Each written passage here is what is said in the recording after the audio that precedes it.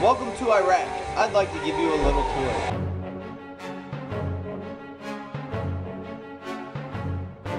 From someone who was a fighter, and that was my career, these guys are fighting on a whole different level. They're fighting for democracy. They're fighting for our freedom. They've given so much for us. We need to give so much back to them. Most IEDs, how they happen is while you're driving, they wait until your vehicle passes by and they hit a switch and it blows up. It rocks you, it's hot, it's dusty, there's smoke, you're disoriented. It is the most terrifying experience you've ever been through. Boom! It feels like your whole chest caves in, all the air is sucked out of. You can feel the pressure on your entire body. The signature wound in these wars, Iraq and Afghanistan, is polytrauma. You get your legs blown off and you have a traumatic brain injury. The brain injury needs to be known that it actually has a consequence. Even a mild brain injury is going to have a consequence. I didn't know my injuries. I couldn't remember a week, 2 weeks, and when I came through, I would still miss weeks at a time. been banged around quite a bit. I never took shrapnel, never took any bullets, but there's definitely something different.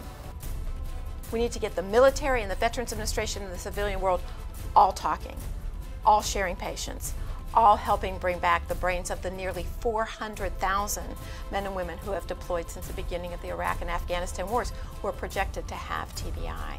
The veterans, in many cases, particularly due to brain injury, post-traumatic stress, and other issues, don't adapt very well. They really need support services. Well, SERV stands for Supportive Education for the Returning Veteran. They've got classes set aside just for vets, and then they have a tremendous success rate as they go regular classes. Astoundingly, statistics show that our returning veterans are experiencing roughly twice the level of unemployment of the regular civilian population. These VA voc rehab and counseling centers do prepare veterans, with resumes and vocational assessment and direction, et cetera, but there's very little activity in terms of actual job placement, brokering these young people. With traumatic brain injury, it is so very important to diagnose it and treat it early on. It's very important because we know, for instance, with studies that have been done throughout the country in the civilian world with TBI, that about 90% of individuals who have a mild to moderate traumatic brain injury will become substance abusers within a year, 90%. So many veterans that are coming home, are honorable people who've served and sacrificed for their country, but they come home and they're having issues that get them into trouble and put them in a position in which now they're the bad guy. They charged me with attempted murder, felonious assault, aggravated robbery. Most of the people that we see in a veterans court had no problems before they went overseas, before they went to Afghanistan or Iraq. They were not drug users, they weren't violent, they weren't having temper problems, they weren't having hypersensitivity, all those medical issues that you see.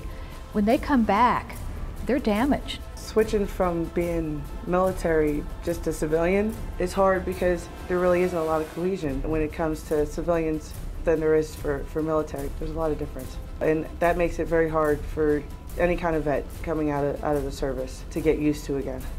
Post-traumatic stress, TBIs, because of these situations, there's good people doing things that are not normally in their character. Because they don't know how to transition, they think it's just a personal battle that they're dealing with on their own, and it's hard to transition back into this world, being used to that world. When you get back into civilian life, there's got to be a transition there, which I don't think is presently available. It may take up to a year to train a combat infantryman. He comes back, he might have a month to readjust. These guys that come back and they're damaged, their spirits are broken. They're broken, but they're not defeated.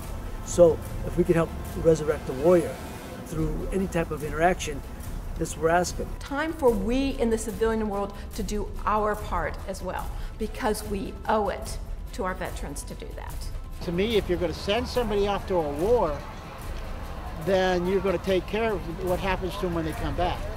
That's just what you do. We can all work together and help bring back this brain, this body, this warrior, this family, this community to a good, steady state where there will be employment, where there will be hope, and where there will be a future.